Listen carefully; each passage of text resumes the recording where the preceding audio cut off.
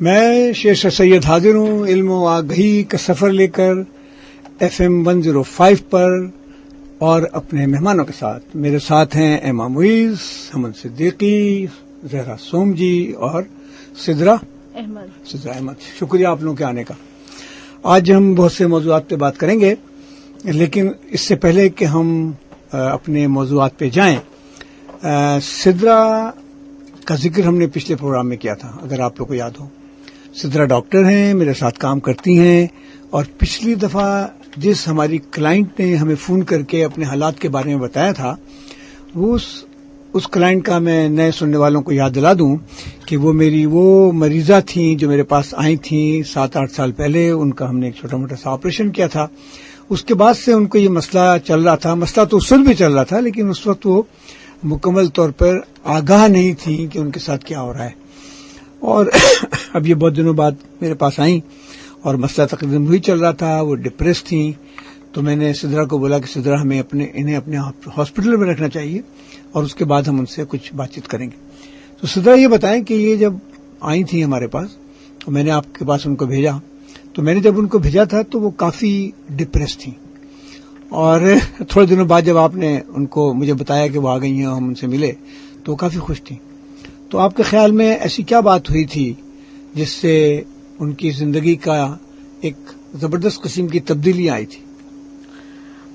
Thank you doctor Sher Shah, اتنے اہم اور سنجیدہ ٹاپک پر آپ نے بات کرنے کا ہمیں موقع دیا. ایمن جب میرے پاس آئی تھی تو صحیح ہے، وہ بہت ڈپریس اور سوسائڈل تھی اپنے جینڈر کو لے کے. لیکن اگر میں آسان لفظوں میں بولوں تو میں نے اس سے صرف دوستی کی، اور اس سے دوستی کر کے، اور جو ایک ہماری کمیونیکیشن کا بہت اہم جو ٹاپک ہوتا ہے وہ ہے کہ آپ کسی کو سنتے ہیں کہ اس کا کوئی بھی رویہ کس وجہ سے ہے، کیوں ہے، وہ کیا محسوس کر رہا ہے. تو میں نے اس کو صرف لسن کیا، اور اس کی باتوں سے پھر کہ ڈاکٹر ہوں تو میں نے اس کو ڈائگنوز کیا کہ she was going through severe depression due to gender dysphoria. Like جو اس کا اسائنڈ سیکس ہے اس میں وہ خوش نہیں ہے، وہ کچھ اور بننا چاہ رہی تھی. تو بس یہ کیا کہ اس کو ان چیزوں کی اویئرنیس دی، اس کو بتایا کہ واٹس بٹوین دا لیگس. نہیں، مگر ایک بات سنو کہ جب اس نے جو میرے پاس آئی تھی وہ، تو مجھے اس نے بتایا تھا کہ بچپن سے گھر والے اس سے ذرا پریشان رہے، پھر اس کو کسی ڈاکٹر کے پاس لے گئے، سائیکیٹرسٹ کے پاس لے گئے، اور سائیکیٹرسٹ نے جو علاج کیا وہ علاج نہیں تھا ایکچولی، وہ ڈانٹ ڈپٹ تھی، اور ایسی دوائیں تھیں جن کا مطلب سائیکیٹرسٹ نے اس کو صحیح معنوں میں تشخیص ہی نہیں کی کہ یہ اس کو ایک ایسا مسئلہ، اس کو آئیڈینٹی کرائسس ہے ایک طرح سے، کہ اس کا جسم جو بھی ہے اس کے خلاف وہ سوچتی ہے، جو ایک انٹرسیکس کی ڈیفینیشن ہم لوگ کرتے رہے. تو اس میں میرے خیال میں سب سے بڑا کام جو آپ نے کیا کہ ایک تو آپ نے اس کو یہ بتایا کہ اس کا جو مینجمنٹ، میڈیکل مینجمنٹ جو اس کا ہو رہا تھا وہ غلط تھا. اور دوسری بات جو سائیکیٹرسٹ تھا، دیکھیں آپس کی بات ہے، ڈاکٹر کے پاس ٹائم تو ہوتا نہیں ہے، صحیح بات ہے، بات تو کرتے نہیں ہیں. مریض کو دوا دو بھگا دو، دوا دو بھگا دو. میں خود ڈاکٹر ہوں، یہاں پر 4 ڈاکٹر بیٹھے ہوئے ہیں، ایک فزکس کی اسکالر بیٹھی ہوئی ہیں. جو 4 ڈاکٹر بیٹھے ہیں، ہم چاروں ڈاکٹر اس بات کی گواہی دیں گے کہ ہمارے بہت سے جو سینئر ڈاکٹر ہیں ان کے پاس ٹائم نہیں ہوتا ہے، وہ مریض سے بات نہیں کرتے ہیں. اور اچھا ڈاکٹر وہی ہوتا ہے جو مریض سے بات کرے. میں بھی بعض دفعہ بڑا اریٹیٹ ہو جاتا ہوں جب مریض مجھ سے بار بار ایک ہی سوال کر رہا ہوتا ہے، اور کبھی شاید مجھ سے ایسا بھی ہوا ہو کہ میں ذرا سا روڈ ہو گیا مریض کے ساتھ. مجھے ایسا نہیں کرنا چاہیے، بالکل یہ میری غلطی ہے اگر میں ایسا کرتا ہوں. تو انہوں نے اس سے بات نہیں کی تھی صحیح سے. اور اگر اس سے آپ نے کیا کیا، آپ نے اس کو کمپنی میں نے یہی کہا نا، اپنے ساتھ ہسپتال میں رکھا، اسپتال میں میں نے اسے رکھا، میں نے اس کو اپنے کمرے میں رکھا، اور میں اس کو باہر کھانے پر لے جاتی تھی. وہ ایک وقت میں تو یہ بول رہی ہوتی تھی کہ وہ بہت خوش ہے، یوفورک ہوتی تھی، لیکن دوسرے لمحے میں اسی وقت میں اس کی آنکھیں بھری ہوئی ہوتی تھی آنسوں سے، وہ صرف اس بات کا سوچتی تھی. تو یہی والی بات ہے، میں نے اسے صرف دوستی کی اور اس کو بتایا کہ میں اویلیبل ہوں تمہارے لیے، اور جو بھی تمہارے احساسات ہیں، جو بھی تمہارے ساتھ آج تک جتنے رویے ہوئے ہیں، معاشرے نے تمہارے ساتھ جو کیا ہے، تمہارے گھر والوں نے تمہارے ساتھ جو کیا ہے، ڈاکٹرز نے بہت ڈفرینٹ فیسز سے گزر کے وہاں آئی تھی، اس کا بس سنا میں نے، اس کی باتیں، ساری باتیں، اور پھر میں اس کو سمجھایا کہ اس طرح کی جو چیزیں ہوتی ہیں، لائک وہی والی بات ہے، it's okay to be not okay. تو کبھی کسی نے اس کو کہا ہی نہیں. تو ہمارے سماج میں تو اس قسم کی بڑی باتیں ہیں نا. مثال کے طور پر کچھ لوگ لمبے لمبے بال رکھ لیتے ہیں تو سارا خاندان تنگ کر رہا تھا، بال کیوں رکھ لیا آپ نے؟ لڑکوں کی بات کر رہا ہوں. کوئی لڑکی بال کاٹنا شروع کر دے، گنجی ہو جائے. تو سر اس میں یہی والی بات ہے نا، کلچر جو ہمارے کلچرل فارمز ہیں نا، ہمیں ان کو چینج لانے کا بہت ضروری ہے. جیسے اگر میں بولوں کہ ایک جیسے عورت ہے، بچی پیدا ہوتی ہے، وہ بچپن سے تو دوپٹہ پہن کر نہیں پیدا ہوئی نا. جو چھوٹا بچہ پیدا ہوتا ہے وہ ہاتھ میں بیٹ بال پکڑ کے تو نہیں لایا، لیکن ہمیں تو یہی بتایا تھا لڑکی ہے تو دوپٹہ پہنے گی، لڑکا ہے تو اس نے بیٹ بال کے ساتھ کھیلنا ہے. اگر لڑکی نے بیٹ بال کھیل دی تو مطلب یہ مسئلہ ہے. جبکہ جو یہ زنانیت ہے یا مردانیت ہے، یہ جو ہے نا انسان، یہ بھی نارمل ہے، یہ بھی نارمل ہے.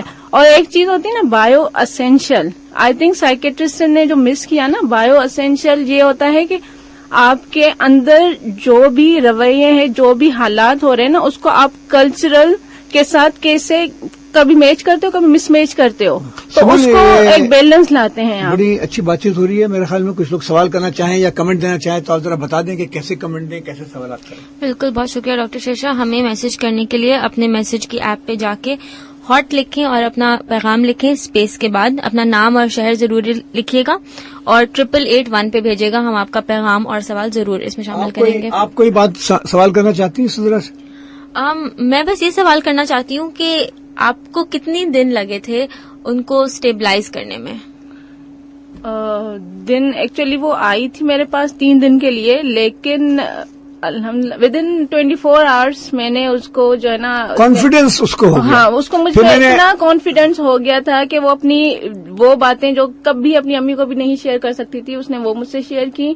اور اس کے بعد پھر اس کو دوسرے دن سمجھ آ گیا تھا کہ اس کی ڈائریکشن کیا ہے. پھر وہ مجھے بتاتی تھی کہ میرے لیے بہتر یہ ہے کہ میں یہ کروں. وہ اپنی باتیں مجھ سے شیئر کرنے لگی. یعنی اتنے سالوں سے کوئی ایسا انسان چاہیے تھا انہیں جو ان کی بات سن سکے. Exactly in 26 years of age جو وہ ابھی یہی کہتی ہے کہ اب 26 سالوں میں مجھے کوئی ایسا انسان نہیں ملا جو مجھے یہ سیدھی وہ جو ریکارڈنگ ہے اس میں اس نے بہت کلیئر کہا ہے کہ مجھے صرف یہ باتیں کوئی بتا دیتا، اب وہ میں خود جاؤں گی ان سائیکولوجسٹ کے پاس، ان کو جا کے بتاؤں گی کہ مجھے یہ مسئلہ تھا اور مسئلہ بھی نہیں ہے. لائک یہ جو مسئلہ ہے پھر میں نے intersex is not a problem. آپ دونوں کو انوائٹ کر لیا ڈاؤ میڈیکل یونیورسٹی میں، جہاں پر شیما کرمانی کا ایک پلے ہو رہا تھا کراچی کے بارے میں، اور اس میں کراچی میں ہونے والے بہت سے واقعات کی نشاندہی کی جا رہی تھی. شیما کا یہ بہت خوبصورت پلے ہے اور آپ اس کو لے کر کے وہاں آ گئی تھیں، اور اس نے اس پلے کو بہت انجوائے کیا. بہت انجوائے کیا کہ کس طرح ہم لوگ جیسے بات کر رہے تھے اباؤٹ وومن ہراسمنٹ وغیرہ کے جو بھی ایشوز تھے، اس پہ وہ بہت خوش ہو رہی تھی. اس نے یہ وہ ساری باتیں دیکھی ہی نہیں تھی. صدر ہمارے سامعین کو ذرا اس پلے کے بارے میں بتائیں جو شیما جی نے پلے بنایا ہے کراچی کے بارے میں، اس پلے کے بارے میں بتائیں. اس میں بھی یہی ہے کہ جو شیما کرمانی کے جو پلے ہے، اس پلے میں وہ بتاتی ہیں کہ جس طرح ہم عورتیں ہیں، کوئی گھر میں کام کر رہی ہوتی ہے تو ڈومیسٹک وائلنس پہ بتا دیا. اگر کوئی ہم آفس ورک کر رہی ہوتی ہے تو جو امپلائمنٹ کی ہراسمنٹ ہوتی ہے، جو کہ میل ڈومیننس کنٹرولنگ جو پیپل ہیں وہ کس طرح عورت کو کنٹرول کر کے اور پھر ان کو مینیپولیٹ کرتے ہیں. ان چیزوں کو یہ والی وہ باتیں جو کہ ڈسکس بھی نہیں کرتی. گھر کی نوکرانی کے بارے میں، ہاں گھر کی نوکرانی کے بارے میں تھا، مطلب بیچاری کام کرنے آ رہی ہے، اور بیگم صاحب جھاڑو پوتا کر رہی ہے، بیگم صاحب شاپنگ لے گئی ہے تو وہ شوہر صاحب اس کو مینیپولیٹ کرنے کی کوشش کر رہے ہیں. پھر کارخانے میں، ہاں کارخانے میں جو کمپیوٹر پہ کے بہانے سے وہ آ رہے ہیں اور جو ہے نا ہم آپ کو ڈرائیونگ پہ لے کر جائیں گے. سدرا اس میں جو شرابی لڑکے نے ایکٹنگ کی تھی زبردست، بہت زبردست ایکٹنگ. کیا ایسا ہوتا ہے؟ جی سر ایسا ہوتا ہے. کیا ہوتا ہے بتائیں. اس میں تو یہ تھا کہ شرابی گھر میں آتا ہے اور بیوی جو وہاں بیٹھی کھانا پکا رہی ہوتی ہے، بچوں کو سلا رہی ہوتی ہے، اس کو ڈانٹنا شروع کر دیتا ہے، اس سے کہتا ہے تم جہیز لے کے نہیں آئی ہو. اب مجھے سمجھ میں نہیں آ رہی تھی کہ شرابی تھا اس کو پھر بھی جہیز یاد تھا. یہ بڑی کمال کی بات تھی. مطلب اس نشے میں بھی ان کو یہ یاد تھا کہ وہ جہیز نہیں لائی ہے. اس لیے دیکھیں نشہ بھی تو پیسوں سے آ رہا ہوتا ہے نا، تو ان کو یہ والی چیز تو بہت امپورٹنٹ ہوتی ہے ان کے لیے کہ نشہ ہمیں کہاں سے ملے گا. اگر وہ بھی, کیونکہ میں KT بندر میں بھی کام کیا تو وہاں پر یہ نا بہت اینڈمک تھا کہ نشائی مرد بہت ہوتے تھے, اور وہ عورتوں پہ ڈومیسٹک وائلنس کی بھی مطلب سمجھا کہ 100 میں سے 60% ڈومیسٹک وائلنس ہوتا تھا, اور ریزن یہی ہوتا تھا کہ وہ نشہ کرتے تھے, ہیروئن وغیرہ پیتے تھے, اور پھر رات میں آ کے اپنی بیویوں کو مارنا. اچھا, ایسے لوگ صبح اٹھ کے معافی بھی مانگتے ہیں. ہاں, ڈفرینٹ فیزز ہوتے ہیں نا ان لوگوں پہ, شام کو پھر دوبارہ مارتے. تو شیما جی کا جو پلے تھا یہ بنیادی طور پر اویئرنیس آگہی پیدا کرنے کے لیے تھا, اور آپ نے دیکھا ہوگا ہال بھرا ہوا تھا, اور ہر بات پہ لوگ تالی بجا رہے تھے. اور ڈاکٹرز نے جو وہاں پہ ہمارے جو ینگ ڈاکٹرز تھے انہوں نے اتنا انجوائے کیا, اور سب جو ہے نا مطلب کہہ رہے تھے کہ ایسا کبھی ہم نے دیکھا ہی نہیں تھا پلے. اور یہ وہ والی باتیں جو اسکولنگ میں ہمارے گھروں میں ڈسکس بھی نہیں کی جاتی نا. دا تھنگ از کہ ہم لوگ نا ان باتوں کو ڈسکس کرنے سے بھی گھبرا رہے ہوتے ہیں کہ پتہ نہیں ہمیں کرنی, انٹرسیکس کی باتیں ہم لوگ نہیں کر رہے ہوتے. اب جیسے یہ علم و آگاہی اس طرح کے پروگرام آنے لگے, اور ہم لوگوں کو ایک چانس ملا ہے کہ ہم بات کر سکتے ہیں ان چیزوں کے لیے. اچھا, یہ آپ میرا ایک سوال ہے ڈاکٹر صاحب. جی پہلے سوال. آپ نے ابھی اس پلے کے بارے میں بتانے سے پہلے آپ نے ایک لفظ استعمال کیا تھا بایو اسینشلزم کے. جی, اس سے کیا مراد ہے؟ بایو اسینشل کا یہی ہے کہ جیسے ہمارے جو بھی میرا رویہ ہے نا, جیسے بھی میں محسوس کرتی ہوں, میں سوچتی ہوں, وہ it's in my genes, like میری bio essential, it's in my body. Like جیسے میں کسی انٹرسیکس کے لیے ہم لوگ کہتے ہیں, بات کرتے ہیں کہ ان کو جیسے ایمی کو کسی نے بول دیا کہ you are abnormal, like it's not normal, جو بھی تم محسوس کر رہی ہے صحیح نہیں ہے. ٹھیک ہے, تو اب بایو اسینشل کا مطلب it's already in my biology, how can you say کہ یہ بھائی یہ صحیح نہیں ہے. تو بایو اسینشل کہ ہماری بایولوجی میں جو اسینشل ہے اس کو ہم نے کلچر میں یا جو سوسائٹی میں ہے اس کو کیسے نارملائز کر کے خود کو اپنا بتانا ہوتا ہے کہ بھائی دس از واٹ آئی فیل, اور یہ نارمل ہے میرے لیے, because it's bio essential, it's in my biology, it's coded in my body. یہ پورا کروموسوم کے اندر کیا ہے, اس پہ ہم ایک پورا پروگرام کریں گے. لیکن اس سے پہلے کہ ہم وقفے پہ جائیں, سمن ہماری جو ایک اور ہمارے پاس کبھی کبھی ایک اینکر آتی ہیں, ان کے بارے میں بہت اچھی خبر ہے. جی بالکل, کچھ ہفتے پہلے ہمارے پاس آئی تھی انجلین, انہوں نے ہمیں انجلین آگرہ والا انہوں نے ہمیں ڈانس کے بارے میں بتایا تھا, اور وہ خود ڈانس کرتی ہیں, اور ان کی بھی گریجویشن ہونے والی ہے ڈانس کی اگلے ہفتے. انہوں نے ہمیں کلاسیکل ڈانسر ہیں. جی کلاسیکل ڈانسر ہیں. انہوں نے ہمیں بہت اچھی خبر دی 1-2 دن پہلے, جس میں انہوں نے ہمیں یہ بتایا کہ ان کا میڈیکل کالج میں داخلہ ہو گیا ہے, آغا خان یونیورسٹی میں. تو ہم ان کو مبارکباد دینا چاہتے ہیں تھرو دس شو, اگر وہ سن رہی ہوں. انجلین اگر یہ پروگرام سن رہی ہیں آپ, اور آپ کی امی, آپ کے ابو, آپ کے پورے خاندان کو مبارکباد کہ آپ نے آغا خان کا ٹیسٹ پاس کیا اور وہاں داخلہ لے لیا. اور ہمارے ایک اور دوست ہیں, ان کا بھی داخلہ ہوا ہے, ان کا نام بتائیں. دیان صاحب بہت زبردست طالب علم ہیں, ہمیشہ اچھے نمبر لیتے رہے ہیں, اور ان کا بھی داخلہ آغا خان میڈیکل کالج میں ہوا ہے. آپ دونوں کو مبارکباد دیتے ہیں, اور آپ دونوں کو دعوت دیتے ہیں کہ ہماری دعوت کریں اس خوشی میں. کیا خیال ہے؟ بالکل. اچھا, اور دوبارہ کوئی میسج ہے آپ کے؟ نہیں, ابھی تک کوئی میسج نہیں ہے, لیکن ہمیں میسج کرنے کے لیے آپ اپنے میسج کی ایپ پہ جائیں, ہاٹ لکھ کے اپنا میسج ٹائپ کریں اسپیس کے بعد, اور 8881 پہ بھیجیں, ہم ضرور اس کو شامل کریں گے. اچھا, میرا خیال میں انجلین اور دیان کے ساتھ جتنے بھی لوگ میڈیکل کالج میں جا رہے ہیں, ان سب کو مبارکباد کی کہ ڈاکٹر بنیں گے, اور ان سب کو اس بات کی گزارش کہ وہ صرف ڈاکٹر نہ بنے, وہ سنے بھی, لوگوں کی بات سنیں وہ کیا کہتے ہیں. اب اس کا ہمارا وقفہ ہے, اور وقفے کے بعد ہم دوبارہ حاضر ہوتے ہیں ریڈیو FM 105 پر.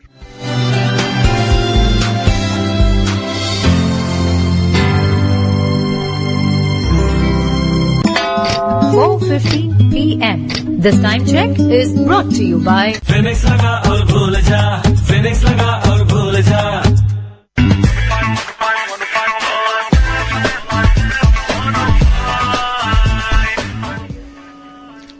وقفے کے بعد ہم دوبارہ حاضر ہیں ریڈیو FM 105 پر علم و آگہی کا سفر لے کر کے. اور آج ہمارے علم و آگہی کے سفر میں ہم جو باتیں کرنے والے ہیں آپ حیران رہ جائیں گے. مثال کے طور پر اخروٹ کے بارے میں, مثال کے طور پر چلغوزہ کے بارے میں, مثال کے طور پر مونگ پھلی کے بارے میں. لوگ ہم سے پوچھتے ہیں آپ ایسے موضوعات پہ کیوں بات کرتے ہیں. ہم یہ کہتے ہیں کہ بھئی یہ ایسے موضوعات نہیں ہیں, ہم مونگ پھلی روز کھاتے ہیں, چلغوزہ روز کھاتے ہیں, اخروٹ روز کھاتے ہیں, ہمیں پتہ ہی نہیں ہوتا ہے کہ یہ کس بلا کا نام ہے. تو سمن آپ بتائیں کہ مونگ پھلی کی تاریخ کیا ہے؟ بہت شکریہ ڈاکٹر شیشا. مونگ پھلی ایک ایسا ڈرائی فروٹ ہے جو مجھے بہت پسند ہے اور سردیوں میں آتا ہے. لیکن اگر اس کی تاریخ اور اس کی سائنس میں جائیں تو اس کے اور بھی بہت سارے نام ہیں. اس کا ایک نام ہے گراؤنڈ نٹ اور ایک نام ہے منکی نٹ. منکی نٹ جی. اور اس کو جیسے کہ ہم لوگ جانوروں اور پودوں کو کلاسیفائی کرتے ہیں ٹیکسونومی میں, تو اس کی جو فیملی ہے اس کا نام ہے ایرکس ہائپوگیے.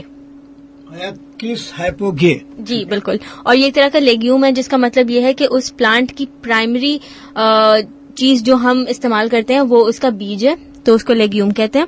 اور اس کو اگایا مطلب انسان اس کو اسی لیے اگاتے ہیں تاکہ اس میں سے اس کا بیج حاصل کر سکیں. یعنی ایک طرح کی دال ہے, لیگیوم ہے. لیکن آپ کچھ مجھے یاد پڑتا ہے, میں نے پڑھا تھا اس میں کچھ ایکسیڈنٹ ہو گیا تھا. جی بالکل بالکل. اس کی وجہ سے یہ مونگ پھلی بن گیا. ایکسیڈنٹ اس کے ساتھ یہ ہوا تھا کہ اچھا تو اس کا تعلق ساؤتھ امریکہ سے ہے. وہاں پہ اب ایک ملک ہے جس کو پیرو کہتے ہیں, اور پیرو میں سب سے پہلے کہا جاتا ہے کہ یہ شروع ہوا تھا. اور 2 پودے تھے, ایک کا نام تھا ایرکس ڈورانڈینس اور ایک کا نام تھا ایرکس ایپینسس. ان دونوں کا آپس میں ہائیبرڈ بن گیا تھا, لیکن جو ہائیبرڈ بنا تھا اس کے کروموزومز جتنے تھے وہ آگے جا کے ریپروڈیوس نہیں کر سکتے تھے. اچھا, آپ یہ کہنا چاہ رہی ہیں کہ مجھے تو اندازہ ہے کہ مونگ پھلی جیسی چیزوں کا بھی کروموسوم ہوتا ہے. کروموزوم ہر زندہ چیز کا ہوتا ہے. اچھا, ہر سیل, ہر خلیہ, بیکٹیریا, پودا, ہر ایک میں کروموسوم ہوتا ہے, کسی میں زیادہ کسی میں کم. ہاں, تو آپ بتا رہی تھی مونگ پھلی کی کروموسوم کے بارے میں. ہاں, تو یہ 2 پودے یہ وائلڈ جنگلی تھے اور ان کا آپس میں ہائیبرڈ بن گیا تھا. اور جو ہائیبرڈ بنا تھا اس کے ہائیبرڈ کو ذرا بیان کریں. ہائیبرڈ کیا چیز ہے؟ ہائیبرڈ وہ ہے اگر 2 الگ مختلف طرح کے پودے آپس میں ریپروڈیوس کر دیں, یعنی اس کا پولن دوسرے کے اندر چلا جائے اور ان کی کوئی بیچ کی چیز بن کے نکلے. یہ جو آج کل ہائیبرڈ کاریں آ رہی ہیں, ان کا کیا مقصد؟ ہائیبرڈ کاریں الگ ہیں. ہائیبرڈ کار کا یہ مطلب ہے کہ وہ ایک طرح کے فیول نہیں بلکہ ایک سے زیادہ طرح کے فیول سے چلتی ہیں. کہ بات یہ ہے کہ پیٹرول بھی سے بھی چلے گی اور گیس سے بھی چلے گی, تو یہ ہائیبرڈ کار ہو گیا. تو مونگ پھلی بھی 2 مختلف قسم کی مونگ پھلی کی ہائیبرڈ بن گئی. بالکل ایسے ہی ہوا. تو جو چیز ہوئی تھی, جو ہائیبرڈ بن کے نکلا تھا, اس کے کروموزوم اتنے نہیں تھے کہ وہ آگے ریپروڈیوس کر سکے. پھر ایک اسپونٹینیس میوٹیشن ہوئی تھی. اس سے کیا مراد ہے؟ اسپونٹینیس میوٹیشن ایسی سائنس میں ایسی بائی چانس کوئی ایسی چیز ہو جائے, اس کو اسپونٹینیس میوٹیشن کہتے ہیں, جس میں اس کے کروموزوم کے نمبر ڈبل ہو گئے تھے.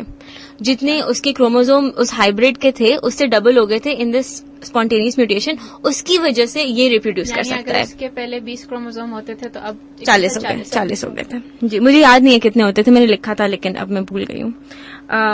تو ہاں, اس کے بعد جو اسپیشیز بنی تھی اس کا نام تھا ایراکس مونٹیکول. ٹھیک ہے, یہ ابھی بھی وہ مونگ پھلی نہیں بنی ہے جس کو ہم کھاتے ہیں.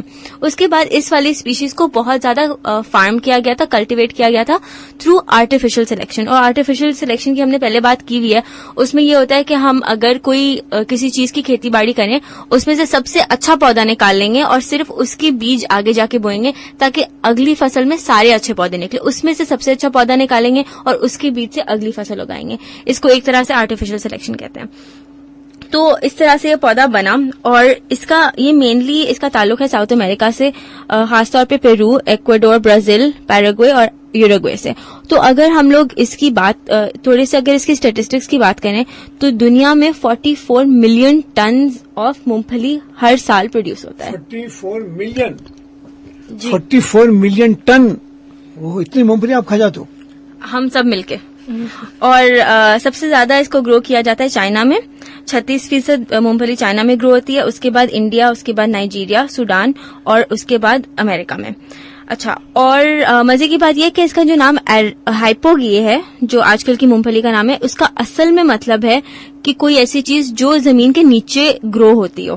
تو میرا ایک سوال ہے کہ یعنی مونگ پھلی جو ہے وہ باقی آپ کے جو ڈرائی فروٹ یا نٹس ہیں اس سے تھوڑا سا مختلف ہے, کیونکہ ایک پودا ہے, درخت نہیں ہے. کیونکہ باقی ابھی ہم اخروٹ کی بات کریں گے انشاءاللہ, چرگوزوں کی بات کریں گے, وہ درخت کے اوپر یہ اندر, یہ روٹس کے ساتھ, یہ زمین کے اندر اگتے ہیں, اسی لیے یہ لیگوم کہلاتا ہے, اور یہ زمین کے نیچے اس کا پھل پایا جاتا ہے. جی اچھا, اور ایک دو اور مزے کی بات اس کے بارے میں یہ ہے کہ اچھا جیسے کراپ روٹیشن جس کو کہتے ہیں نا, کہ کسی زمین میں ایک فصل لگائیں, اس کے بعد کوئی اور فصل لگائیں اور اس کے بعد دوبارہ سے وہ فصل لگائیں, تو اس کو کراپ روٹیشن کہتے ہیں, اور اس کا مقصد یہ ہوتا ہے کہ دو الگ الگ طرح کی فصل الگ الگ طرح کے نیوٹرینٹس زمین سے اٹھاتی ہیں اور الگ الگ طرح کے نیوٹرینٹ زمین میں چھوڑتی ہیں. تو ایک فصل بار بار کریں گے تو وہ زمین زرخیز نہیں رہے گی. تو یہ کراپ روٹیشن میں استعمال ہوتی ہے, اس لیے کہ اس کے جو پوڈز ہوتے ہیں اس میں نائٹروجن فکسنگ بیکٹیریا ہوتے ہیں, جس کا مطلب یہ ہے کہ جو ہوا میں نائٹروجن ہے اس کو تبدیل کر کے امونیا بناتے ہیں. تو یہ کاٹن کے ساتھ اس کو روٹیٹ کیا جاتا ہے کہ ایک دفعہ کاٹن لگے گی, کپاس لگے گی, اور اگلی دفعہ مونگ پھلی لگتی ہے. اس کے پاٹ سے مراد اس کا جو چھلکا ہے. جی جی چھلکا. اچھا, اس کا جو چھلکا ہے, اچھا چھلکے پر ہم بعد میں آتے ہیں. آپ یہ بتائیں کہ اس کی نیوٹریشنل ویلیو کیا ہے, اس میں غذائیت کتنی ہے؟ اس میں غذائیت بہت زیادہ ہے. اس میں فیٹس اور پروٹین زیادہ ہوتے ہیں, اور کیونکہ اس میں فیٹس اور پروٹین زیادہ ہوتے ہیں تو آگے جا کے اس کا ایک یوز یہ تھا جس کو میں بعد میں بتانا چاہی تھی, لیکن میں آپ کو بھی بتا دیتی ہوں کہ جو امریکن سول وار ہوئی تھی اور جو ورلڈ وار ہوئی تھی, ان دونوں میں ایسی غذا کی چیزوں کی ضرورت تھی جو کم والیوم میں زیادہ نیوٹریشن پیک کریں. تو ان دونوں میں مونگ پھلی کا بہت زیادہ استعمال ہوا تھا, بلکہ جو امریکن سول وار تھی اسی کے بعد مونگ پھلی کا زیادہ رجحان بھی بڑھا تھا. اور اتنا رجحان بڑھ گیا کہ اس کے بعد کیونکہ اس کا فیٹ کانٹینٹ اتنا زیادہ ہے کہ اس کا بہت زبردست بٹر بنتا ہے. بالکل, پینٹ بٹر سے. ہاں, اور اسی سے پینٹ بٹر بنا تھا. اور پینٹ بٹر کی دو انٹرسٹنگ ہسٹری ہے. ایک تو یہ ہے کہ کیلوگ صاحب جنہوں نے سیریلز بنائے انہوں نے اس کو سب سے پہلے بنایا تھا, اور دوسری جو مجھے زیادہ انٹرسٹنگ لگی وہ 1904 میں سینٹ لوئس میں ایک ڈاکٹر صاحب تھے جو اپنے مریضوں کا بہت خیال رکھتے تھے میرے خیال میں, اس لیے انہوں نے پھر اس کو ڈسکور کیا تھا. اچھے ڈاکٹر تھے وہ, اور ایسے ان کے مریض ہوتے تھے جن کے دانت بہت کمزور ہوتے تھے اور غذائیت والی غذا وہ کھا نہیں سکتے, اچھی غذا وہ کھا نہیں سکتے تھے, یعنی فیٹس والی یا پروٹین. تو انہوں نے پینٹ کو اس طرح سے گرائنڈ کر کے پینٹ بٹر بنایا تھا تاکہ وہ والے مریض اچھی غذا لے سکیں. یہ تو بڑے زبردست. ایک بات بتائیں آپ, یہ ہم سب کو پتا ہے کہ مونگ پھلی سے الرجک ریئیکشن ہوتا ہے, اس کی کیا وجہ ہے؟ مطلب اور بھی ہیں, میں نے نہیں سنا کہ کبھی چلغوزہ سے الرجک ریئیکشن ہوتا ہے. اچھا, الرجک ریئیکشن کی مزے کی بات یہ وہ کسی بھی چیز سے ہو سکتا ہے اصولاً, لیکن پینٹس میں مونگ پھلی میں زیادہ دیکھا جاتا ہے. اور اس کے بارے میں نے پڑھا تو ایک تھیوری جو نکل کے سامنے آتی ہے وہ یہ ہے کہ ہائیجین تھیوری ایک چیز ہوتی ہے, اس کی بنا پر پینٹ الرجی زیادہ ہوتی ہے. اور ہائیجین تھیوری یہ ہے کہ اگر بچوں کو کم عمری میں زیادہ بیکٹیریا, زیادہ جراثیم سے سامنا نہیں ہو ان کا, تو ان میں الگ الگ طرح کی الرجی پیدا ہونے کے امکان بڑھ جاتے ہیں. اور پینٹس کے ساتھ بھی یہ ہے. اور پینٹ الرجی زیادہ ہم اگر دیکھیں تو ویسٹرن ورلڈ میں دیکھا گیا ہے.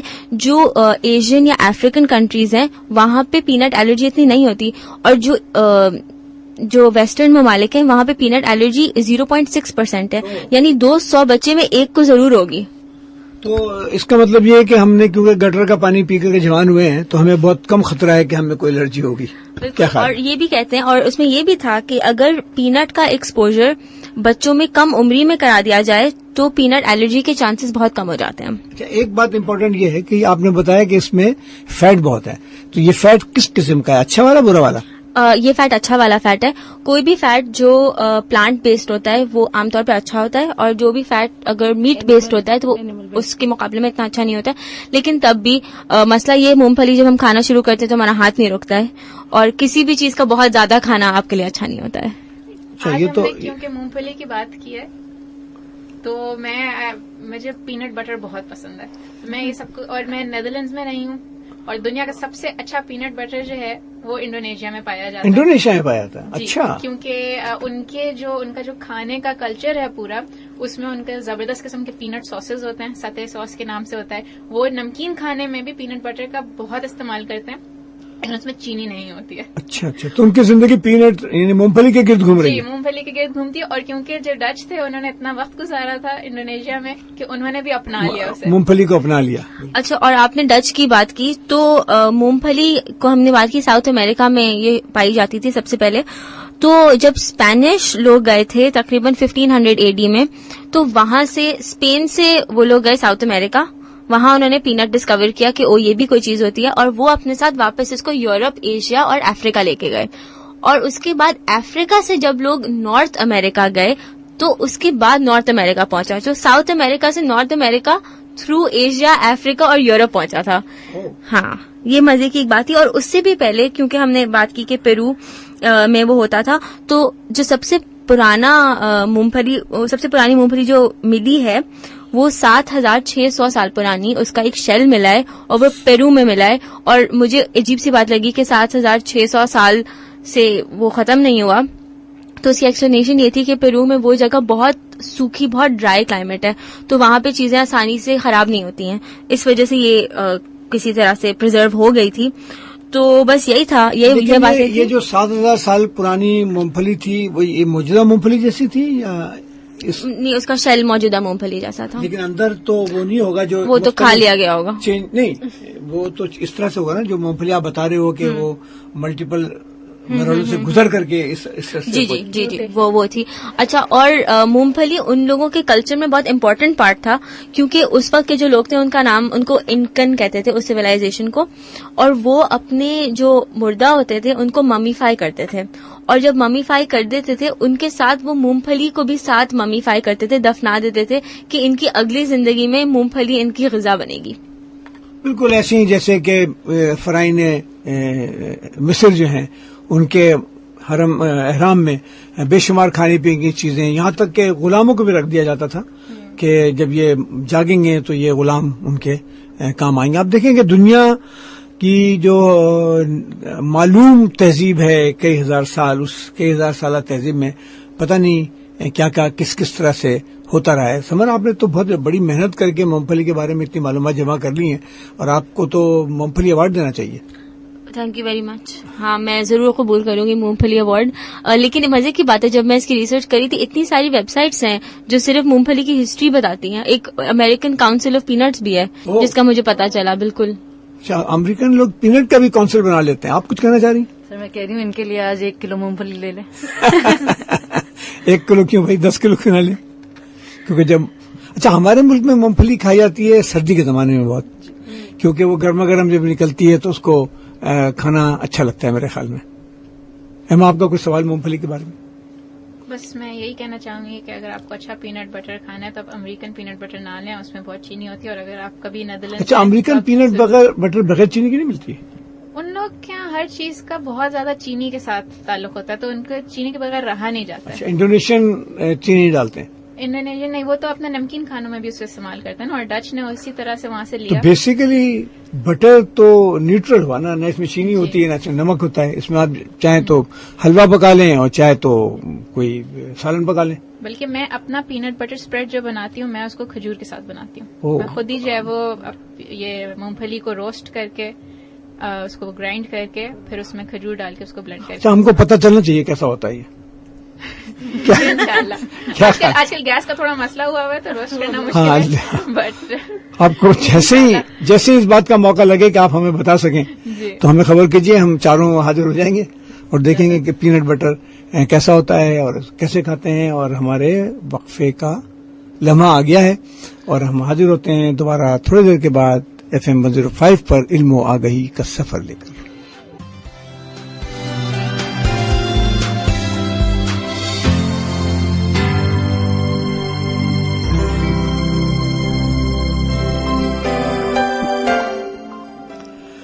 اچھا، ہمیں پتہ چلا کہ اس دفعہ وقفہ نہیں ہے، یعنی ہم بات چیت جاری رکھ سکتے ہیں. تو اب ہم مونگ پھلی کے بعد چلتے ہیں چلغوزے کی طرف. چلغوزے کو انگلش میں کیا کہتے ہیں بھائی؟ چلغوزے کو جو ہے وہ پائن نٹ کہتے ہیں. اچھا، پائن نٹ تو بہت طرح کے ہوتے ہیں. جی، دراصل چلغوزے کی بات یہ ہے کہ ایک آپ کی بڑی فیملی ہے نٹس کی، پائن نٹس کے نام سے، جس کی کوئی 29 کے قریب ایڈیبل ورائٹیز ہوتی ہیں، اور ان میں سے کوئی 20 ورائٹی ہوتی ہے جس کو عموماً کاشت کیا جاتا ہے اور اس کا ٹریڈ ہوتا ہے، بیچی جاتی ہیں، تجارت ہوتی ہے جس کی. ان میں سے ایک کیٹیگری ہے چلغوزہ پائن کے نام سے. تو یہ ایک سب کیٹیگری ہے چلغوزے کی. اور یہ جو چلغوزہ ہے یہ صرف یہ جو ہمالیہ کا علاقہ ہے جس میں افغانستان شامل ہوتا ہے، آپ کا شمالی پاکستان، شمالی انڈیا، صرف اس علاقے میں چلغوزہ پایا جاتا ہے، یا وزیرستان. اچھا، تو آپ یہ کہہ رہی ہیں کہ چلغوزہ یورپ میں نہیں ہوتا ہے؟ چلغوزہ یورپ میں گرو نہیں کیا جاتا ہے، وہاں پہ ایک ورائٹی ہے پائن نٹ کی، لیکن وہ اس ہمارے جو چلغوزہ ہے اس سے مختلف ہے تھوڑی سی. اچھا، تو آپ چلغوزہ کھاتی؟ میں بہت چلغوزہ کھاتی ہوں بلکہ آپ کو چلغوزہ توڑ کے کون دیتا ہے؟ میں خود ہی توڑتی ہوں، اور میں نے زیادہ، لیکن یورپ مطلب آپ ایک صرف چلغوزہ لیں، ایک سیر جی اس کو توڑیں تو پاؤ بھر چلغوزہ ہوتا ہے اس میں. جی. کتنی محنت کرنی پڑتی ہے. اچھا آپ بھی بتائیں چلغوزے کی تاریخ کیا ہے؟ پیچھے کہاں سے آیا چلغوزہ, کیسے اس کا وجود ممکن ہوا اور کس طرح سے پلا بڑھا, جیسے آپ نے بتایا کہ مختلف ملکوں میں پلا بڑھا ہے. میں اس کی تاریخ میں اتنا نہیں جاؤں جتنا میں ابھی اس کے جغرافیکل ضرور ضرور پلیز. تو جیسے میں نے آپ کو بتایا کہ چلغوزہ پائن جو ہے یہ پاکستان اور ہمالیہ کے علاقوں میں موجود ہوتا ہے, اور اس کی خاص بات جیسے ابھی سمن نے بتایا تھا کہ جو مونگ پھلی ہے وہ ایک لیگوم ہوتا ہے, یعنی وہ زمین کے نیچے جو ہے اس کا جو ہے وہ بیج پایا جاتا ہے. چلغوزہ اس سے مختلف ہے. چلغوزہ جو ہے وہ درختوں کے اوپر ہوتا ہے, اور وہ بھی ایسے درخت جن کا پھل نہیں ہوتا ہے بلکہ وہ کونز بناتے ہیں. جیسے ہم نے جب اگر آپ کبھی مری گئے ہوں یا یہ شمالی پاکستان گئے ہوں تو وہاں پہ آپ نے یہ دیکھا ہوگا کچھ درخت ہیں جن کے پائن کون زمین پہ گرے ہوتے ہیں, تو اسی طرح بے شمار پڑے ہوتے ہیں. جی, تو اسی طرح کا ایک درخت ہوتا ہے چلغوزے کا, اور اس کا جو پائن کون ہوتا ہے اس پائن کون کو آپ جب ہارویسٹ کرتے ہیں اس کا بھی بہت لمبا طریقہ ہوتا ہے. آپ نے جیسے ابھی بات کی کہ ایک سے چلغوزہ اتنا کا ہو جاتا ہے, اتنا ذرا سا ہو جاتا ہے. ایک اور مسئلہ چلغوزے کے ساتھ یہ ہوتا ہے کہ چلغوزہ مہنگا بھی بہت ہوتا ہے. بہت مہنگا ہوتا ہے, ہم افورڈ ہی نہیں کرتے. 8,000 روپے سیر. اس کی ایک سر اس وجہ کو ہے, نیا گولڈ کہہ رہے ہیں آج کل. اس کی ایک وجہ ہے, اور اس کی وجہ یہ ہے کہ چلغوزے کا درخت جو ہوتا ہے اس کو بہت ٹائم لگتا ہے بڑا ہونے میں. تو یعنی اگر ہم سوچیں کہ کسی بھی پائن نٹ کا ہم ایک آرچرڈ لگائیں, ایک باغ لگائیں, تو اس میں آپ کو تقریباً 25 سال لگیں گے درختوں کو اس لیول تک پہنچانے میں کہ وہ پھل دے سکیں. اور جب پھل بھی جو آپ کا ایک بیج بھی جو ہوتا ہے چلغوزے کا اس کو تقریباً 3 سال لگتے ہیں بڑا ہونے میں. تو اس کا ٹائم بہت زیادہ ہوتا ہے. اس کے علاوہ اس کی جو ہارویسٹ ہوتی ہے, اس کی جو کاشتکاری ہوتی ہے وہ بھی بہت مشکل ہوتی ہے. اس کو کیا کیا جاتا ہے کہ جب پائن اس کا تیار ہو جاتا ہے تو اس کو لیا جاتا ہے, اس کو کسی ہیٹ سورس یا کسی گرمائش کی جگہ میں رکھا جاتا ہے. عموماً جو ہے وہ اس کو دھوپ میں رکھا جاتا ہے تاکہ یہ ایک طرح سے رائپ ہو جائے. اس کے بعد اس کو ایک بیگ میں ڈالا جاتا ہے اور اس کو پیٹا جاتا ہے تاکہ وہ اس کی کون ٹوٹ جائے, اور پھر اس کے بیج الگ کیے جاتے ہیں. اور ابھی بھی وہ اپنے شیل سے یا اپنے چھلکے سے الگ نہیں ہوتا ہے, وہ صرف اس پائن کون سے الگ ہوتا ہے. تو اس کا یہ پروسیس, ایک تو اس کا گروتھ پیریڈ اتنا زیادہ ہے, اور دوسری بات یہ ہے کہ اس کی یہ ہارویسٹ کرنے کا پروسیس اتنا مشکل ہے, اس میں اتنے سارے لوگوں کو ہائر کرنا ہوتا ہے کہ یہ بہت مہنگا ہو جاتا ہے. تو یہ ایک اس کی ایک بات ہے. اس کے علاوہ ایک اور چیز جو مجھے بہت انٹرسٹنگ لگی تھی اس میں وہ یہ ہے کہ آپ کے جو کچھ اور دوسرے فروٹس ہیں جیسے آپ کے آڑو ہو گئے یا سیب ہو گیا, یہ جو درخت پہ لگائے جاتے ہیں تو ان کے اوپر ایک اس کو ہم انگلش میں کہتے ہیں فلیش, یا یہ جو اس کا جو بیج کے گرد ایک پھل ہوتا ہے. یہ چلغوزہ اس سے مختلف ہے کیونکہ چلغوزہ ایک پائن کیٹیگری کا ہے پھل, تو اس میں جو ہے وہ صرف آپ کے بیج ہوتے ہیں, اور تو اس لیے یہ سائنسی طور پہ یہ جائنوسپرم کیٹیگری کہلاتی ہے, جس میں صرف آپ کے اس طرح کے بیج ہوتے ہیں جس میں کھایا جاتا ہے بیج. اچھا. اور بیج میں ہم اسی کو بویا جاتا ہے, مطلب اسی کو بویا تو جاتا ہے, لیکن جیسے آپ دیکھیں کہ آڑو ہے اگر, تو آڑو میں اس کا بیج اندر ہوتا ہے, ہم اس کا بیج نہیں کھاتے ہیں. اس کی گر جو اس کا پھل ہوتا ہے ہم وہ کھاتے ہیں. چلغوزے میں یا جیسے آپ اخروٹ جو ہے اس میں اس کا اخروٹ کا ایک پھل ہوتا ہے, مگر جو ہے وہ اس میں چلغوزے میں اس کی پائن کون ہوتی ہے. ٹھیک ہے, تو وہ تو ہم نہیں کھاتے ہیں, اس کا صرف یہ سیڈ جو بیج ہے وہ کھایا جاتا ہے. اور جو جیسے آڑو کی طرح کے جو پلانٹس ہیں, پھل ہیں, وہ اینجیوسپرم کہلاتے ہیں کیونکہ ان کا ایک پھل ہوتا ہے سامنے. جو یہ پائن کون والے بیج ہیں ان کو جو ہے وہ جائنوسپرم کہتے ہیں. اور اس میں جو ان کا بیج ہوتا ہے وہ ایکچولی ایک ایمبریو ہوتا ہے. اور ایمبریو جیسے آپ لوگ ڈاکٹرز ہیں, آپ لوگ واقف ہیں, اس کے اندر پلانٹ ایمبریو جو ہوتا ہے نا اس میں سارے نیوٹرینٹس دبا کے بھرے ہوتے ہیں تاکہ جب یہ اگر درخت نکلے تو جو ہے وہ اس کے پاس سارے نیوٹرینٹس موجود ہوں جو اسے مل سکیں. تو یہ بتائیں کہ ہماری پوری باٹنی آپ نے ریپیٹ کروا دی. اس کی نیوٹریشنل ویلیو کیا ہے کھانے پینے میں؟ جی, اس کی نیوٹریشنل ویلیو میں اس میں سب سے زیادہ جو فوڈ گروپس موجود ہیں وہ کاربوہائیڈریٹس اور پروٹینز ہیں. تو یہ اس سے کافی انرجی ملتی ہے. فیٹ نہیں اس میں؟ فیٹ ہے لیکن فیٹ کی مقدار کم ہے بنسبت دوسرے نٹس کے.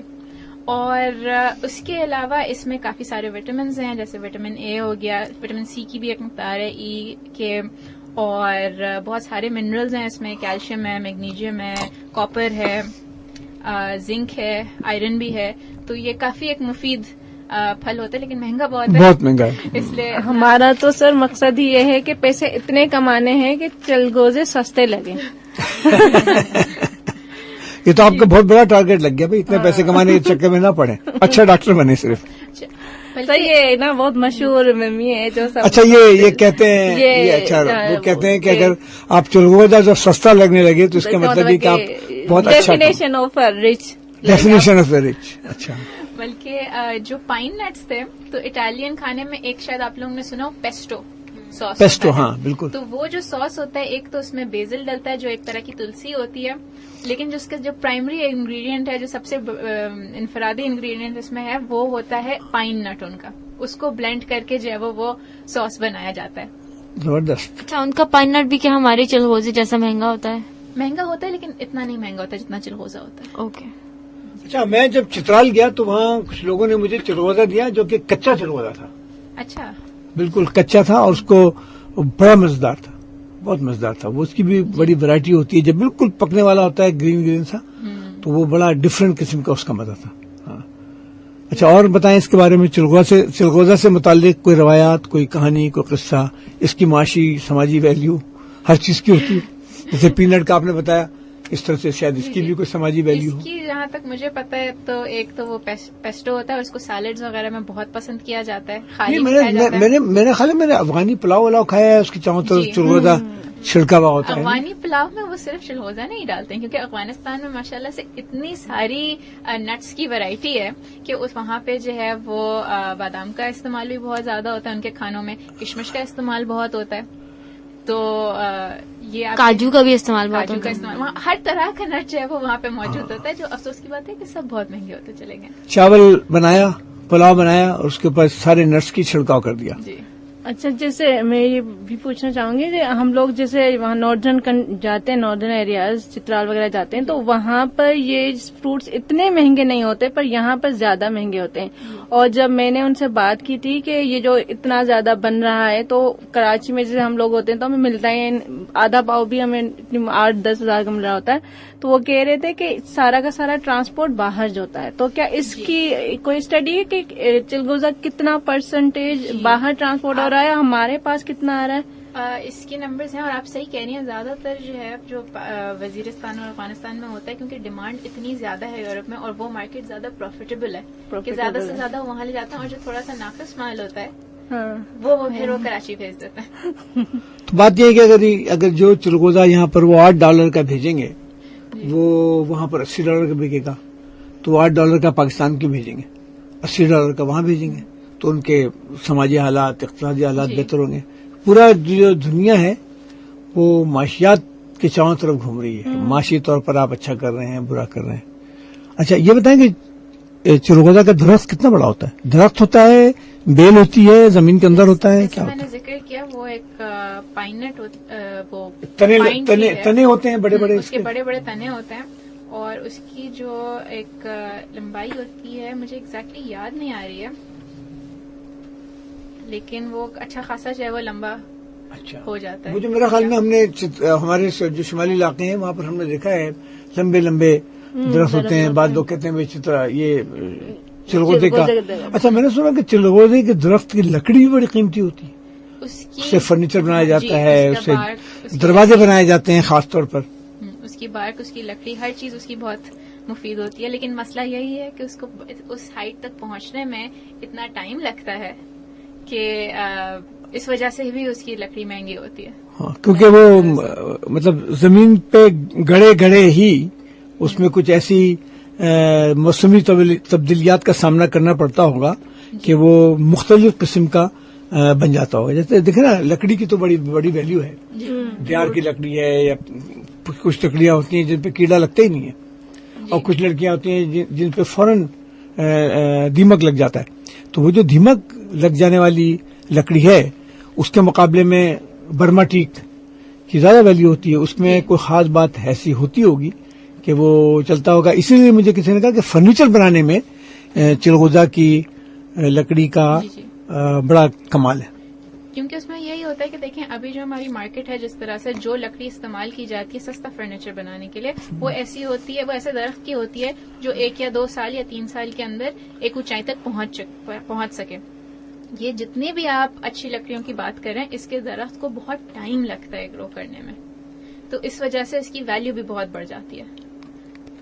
زبردست. اور بتائیں, اور کوئی بات بتانا چاہتی ہیں آپ چلغوزہ کے بارے میں؟ آپ لوگ سوال کرنا چاہتے ہیں چلغوزہ کون سے ملک میں زیادہ بنتا ہے چلغوزہ, اور پاکستان کون سے نمبر پہ آتا ہے؟ لیکن چلغوزے کی ورائٹیز جیسے میں نے آپ کو بتایا تو جب ہمالیہ کے علاقے میں ہوتی ہے سب سے زیادہ اس کی فی الحال تو افغانستان میں ہو رہی ہے کاشت, مگر جو سب سے زیادہ افغانستان میں ہو رہی ہے. جی اس کی پروڈکشن سب سے زیادہ افغانستان میں تھی, کیونکہ دیکھیں پاکستان میں صرف وزیرستان اور شمال میں کچھ علاقے ہیں جہاں پہ ہوتی ہے, تو افغانستان میں عموماً ان کا زیادہ ایریا ہے, اس میں وہاں پہ زیادہ ہوتی ہے. مگر جو آپ کی دوسری کیٹیگری ہے پائن نٹس کی, اس میں چائنا کافی بڑا ایک ہے, نارتھ کوریا شامل ہوتا ہے اس میں, تو لیکن چلغوزہ جو ہے وہ مینلی اسی علاقے میں ہے زیادہ تر. اچھا, میں نے یہ دیکھا ہے کہ کراچی میں بھی آپ دیکھتے ہوں گے کہ رات کے ٹائم ٹھیلے والے کھڑے ہوتے ہیں اور وہ صرف ڈرائی فروٹ بیچ رہے ہوتے ہیں. چلغوزہ ہے, بادام ہے, اخروٹ ہے, ڈرائی ہوتے ہیں نا پھل یہ سارے. تو اور ان کے جو کھانے والے ہوتے ہیں وہ بڑے مخصوص قسم کے لوگ ہوتے ہیں, مطلب ہر آدمی نہیں کھاتا ہے, اسی لیے وہ ٹھیلے والے بھی صرف اپنے پاس ڈرائی فروٹ ہی رکھتے ہیں. ہاں, ان کے بعد دور دور سے آتے ہیں, ان کا مختلف یہ جیسے ہوتا ہے نا فلاں جگہ بہترین نہاری ملتی ہے تو فلاں ٹھیلے پر بہترین اخروٹ ملتا ہے. یہ ایک اچھی بات ہوتی ہے. ہمارے پاکستان میں کون سے صوبے میں, کیونکہ میں نے یہ بھی دیکھا ہے کہ کوئٹہ جب بھی جائیں تو میسج آتا ہے کہ لے آئے نا, یہ چلغوزے کا زیادہ آتا ہے, جبکہ یہ نہیں پتا کہ یہ کیوں ہے اتنا زیادہ. کہ وزیرستان میں اچھا خاصا ہے, اس کے علاوہ جیسے شمالی پاکستان میں آپ کے زیادہ تر یہ خیبر پختونخوا کا علاقہ آئے گا, اور کوئٹہ جو ہے وہاں سے کافی قریب ہے تو, اور مارکیٹ بھی ایک ہے وہاں پہ, تو اس لیے وہاں پہ بہتر ملتا ہے بنسبت کراچی میں, اور تھوڑا سستا بھی ملتا ہے بنسبت کراچی. تو بڑی دلچسپ بات ہو رہی ہے. کہاں پر ہم ممپلی میں تھے اور چلغوزہ بات کرتے رہے, اب زہرا ہمارے سامنے بیٹھی ہیں. زہرا, ہم آپ سے پوچھنا چاہیں گے, چلغوزے کی طرف دوبارہ آئیں گے, آپ کچھ چیزیں رہ گئی ہوں گی, ہم اس کے بارے میں بعد میں بات کرتے ہیں. آپ یہ بتائیں کہ اخروٹ میں ایسی کیا بات ہے کہ ہر آدمی اخروٹ کھانا پسند کرتا ہے؟ آپ کو پتا ہے میں اخروٹ کو دیکھ کے کیوں حیران ہوتا ہوں؟ سر بالکل مجھے اندازہ ہے کیوں حیران ہوتے ہوں گے, کیونکہ آپ کا بھی تعلق ہماری طرح میڈیکل کی طرف ہے. اچھا, اس کا میڈیکل سے کیا تعلق؟ سر اخروٹ کا جو شکل ہے, شیپ ہے, وہ بالکل ہمارے برین کی بالکل طرح, صحیح کہا آپ نے, بالکل برین کی طرح ہے. کیونکہ جب ہم میڈیکل کالج میں گئے اور پہلی دفعہ جب ڈائسیکشن کیا اور سر کھول کر کے, آپ بتائیں آپ نے کیا دیکھا؟ اخروٹ دیکھا سر. جو برین کی بناوٹ ہے نا, جو اس کے سلکائی گہرائی بنے ہوئے ہیں اور بیچ میں جو کنیکشن ہے کلوسم, کیا کہتے ہیں, کارپس کلوسم والا, وہ بالکل لگتا ہے کہ اخروٹ ہے. بالکل. لیکن سر اگر ہمارا یہ جو کہہ رہی ہے دماغ بالکل لکس لائک اخروٹ, تو پھر یہ بھی ایک بہت سلوگن ہے, اخروٹ ہو گیا. لائک جب کوئی بات کوئی نہیں سمجھ رہا ہوتا تو ہم اس کو اخروٹ کہتے ہیں. نہیں, تو وہ اخروٹ کے اندر والے اخروٹ کی بات نہیں ہو رہی ہوتی ہے, وہ باہر والے شیل کی بات ہو رہی ہے جس کے اوپر ہتھوڑا مار کے بھی کچھ ہاں حاصل نہیں ہوتا, وہ ٹوٹتا نہیں ہے. تو کہتے ہیں اخروٹ ہو گیا, تم کو سمجھا رہے ہیں, سمجھتے نہیں ہو. تو آپ بتائیں کچھ اخروٹ کے بارے میں. آپ سر جیسے انہوں نے پیچ کا ذکر کیا, تو اخروٹ کا جو فروٹ, جو اخروٹ جس فروٹ سے نکلتا ہے وہ ڈروپ فروٹ کے نام سے آتا ہے. ڈروپ فروٹ کی ایک ایگزامپل پیچ ہوتی ہے. مختلف قسم کے ڈروپ فروٹس ہوتے ہیں, اس کے اندر جو سیڈ ہوتا ہے, جیسے پیچ کا جو سیڈ ہوتا ہے وہ ہم عموماً کھاتے نہیں ہیں, وہ ہارڈ سا سیڈ ہوتا ہے. بالکل. تو یہ سیڈ جب اچھے سے رائپ ہو جاتا ہے تو اس کے اندر سے اخروٹ کا مطلب شیل نکلتا ہے. اچھا, اس کی 2 قسم ہوتی ہیں خاص. ایک ہوتی ہے پرشین انگلش قسم جو کہ ایران سے اوریجنیٹ کرتی ہیں, اور ایک ہوتی ہے بلیک والنٹ کہتے ہیں, بلیک اخروٹ کہتے ہیں, جو کہ نارتھ امریکہ میں اوریجنیٹ کی ہے. ہمارے یہاں پہ یوزلی جو انگلش قسم ہے وہ کھائی جاتی ہے, کیونکہ جو بلیک والنٹ ہے, اخروٹ ہے, وہ حالانکہ بہت غذا میں بہت بہتر ہوتا ہے, لیکن اس کا شیل بہت ہارڈ ہوتا ہے, تو اس لیے کمرشلی اسے اتنا گرو کیا نہیں جاتا. اس کو بلیک کیوں کہتے ہیں؟ کیونکہ اس کا شیل بلیک ہوتا ہے. شیل بلیک. جی. اچھا, جو کنٹریز ہیں جہاں پہ سب سے زیادہ یہ اخروٹ اگایا جاتا ہے وہ چائنا ہے, USA ہے, ایران ہے. حالانکہ جو فرسٹ کیٹیگری جس کی ہم نے بات کی وہ ایران سے ہی اوریجنیٹ کر رہی ہے، لیکن ایران میں سب سے زیادہ گرو نہیں ہو رہا، گرو سب سے زیادہ چائنا میں ہو رہا ہے یہ. اچھا جی. اچھا. تو اور بتائیں اخروٹ کی غذائیت کے بارے میں بتائیں. اخروٹ کہتے اچھا، ہیں. اس سے پہلے کہ غذائی کی طرف جائیں، آپ نے کچھ پڑھا کہ آخر اخروٹ کی شکل ایسی کیوں ہے؟ صحیح، یہ تو کہیں مجھے نہیں پتا چلا. ایولیوشن کے طور پر کسی وجہ سے کوئی اوپر سے گرتا ہوگا تو ٹوٹ جاتا ہوگا، برباد ہو جاتا ہوگا، تو پھر اس کو کچھ صحیح کرنے کے لیے کیا ہوگا؟ نہیں کچھ آئیڈیا ہے؟ نہیں. چلیں غذائیت کے بارے میں بتائیں. اس میں سب سے زیادہ 65% فیٹس ہوتے ہیں، جب سب سے زیادہ اس میں 65 میں سے 80% تقریباً HDL ہوتا ہے، وچ از گڈ کولیسٹرول. اس وجہ سے کہتے ہیں کہ اخروٹ کھانے سے دل کا مرض کم ہوتا ہے. اس کے علاوہ 20% اس میں منرلز ہوتے ہیں اور وائٹامن B کمپلیکس بہت زیادہ ہوتا ہے. تو اور منرلز میں ہمارے پاس زنک ہے، آئرن ہے، تو جو آج کل ہم سنتے ہیں زنک کی کمی سے بہت سارے مسئلے ہوتے ہیں، تو اخروٹ کھایا جائے بالکل.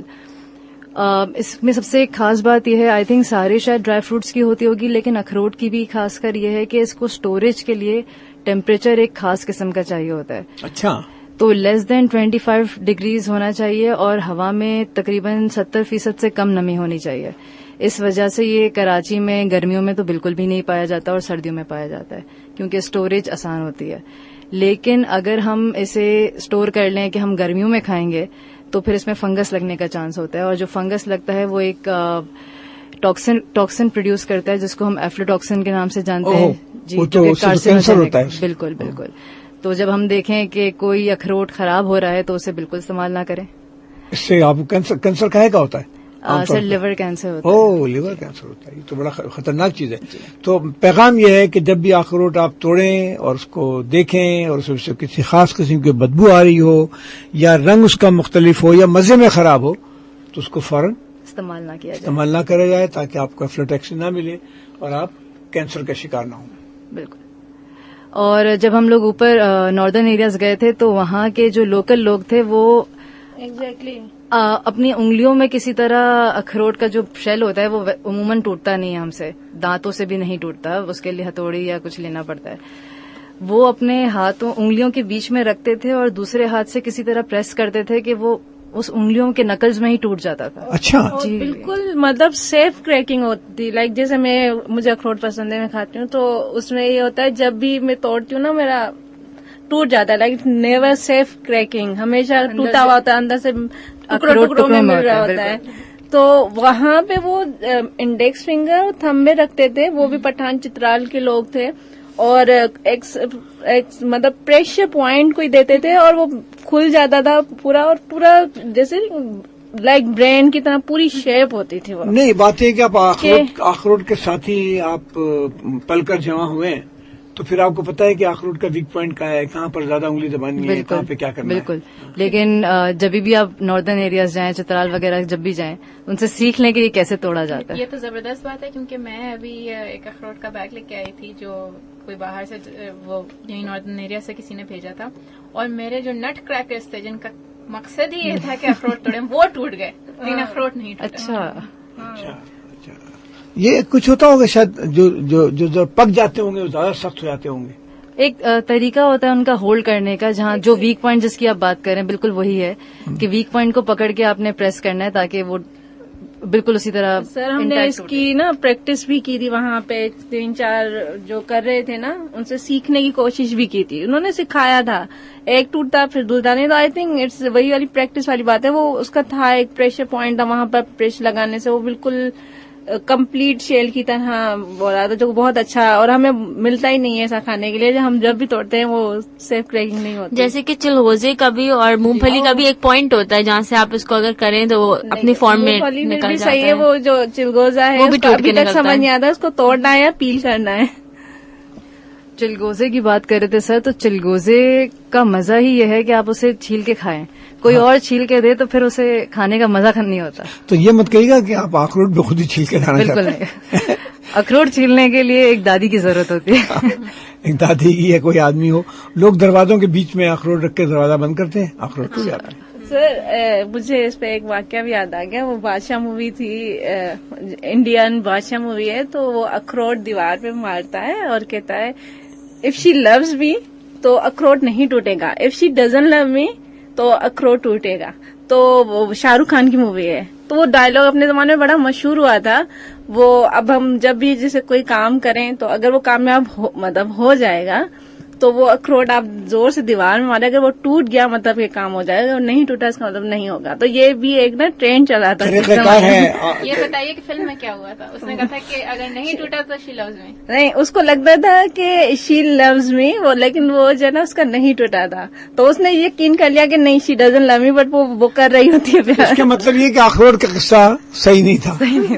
اچھا یہ بتاؤ کہ اخروٹ آپ نے بولا سب سے زیادہ چائنا میں, جی, اس کے بعد امریکہ میں, جی, پھر ایران میں, پھر آپ نے بتایا کہ ٹرکی میں ہوتا ہے, ترکی اور پیرو میں بتایا, اور میکسیکو میں بتایا. ہمارے پاکستان میں بھی اچھے خاصے اخروٹ ہوتے ہیں. جی بالکل. میرا خیال تھا کہ اخروٹ کہیں پر آتا ہوگا, لیکن آپ نے تو بالکل نقشے میں ٹاپ 5 میں نہیں ہے. آپ کچھ کہہ نہیں سمجھ؟ ہاں, جب ہم چترال گئے تھے ابھی جون میں تو ہم نے اخروٹ کے درخت دیکھے تھے. اچھا, اور میرے ساتھ جو میرے ایک کزن گئی تھی, اس کو ہم کہتے ہیں وہ باٹنسٹ ہے وہ چھوٹی, لیکن اس کو دور سے پتا چل جاتا ہے کہ یہ درخت کس چیز کا ہے. اور میں اور میرے باقی کزن, ہم درخت گزر جاتا تھا, ہم آگے بڑھ جاتے تھے, ہم سوچ ہی رہے ہوتے تھے, وہ پہلے بتا چکی ہوتی تھی کہ یہ درخت ہے. تو وہاں بہت سارے ہم نے اخروٹ کے درخت دیکھے تھے, اور مجھے نہیں پتا وہ کیسے پہچانی تھی, لیکن جو کچے اخروٹ ہوتے ہیں وہ بالکل گرین ہوتے ہیں, وہ بالکل سبز رنگ کے ہوتے ہیں, اور وہ بالکل پہچانے نہیں جاتے ہیں.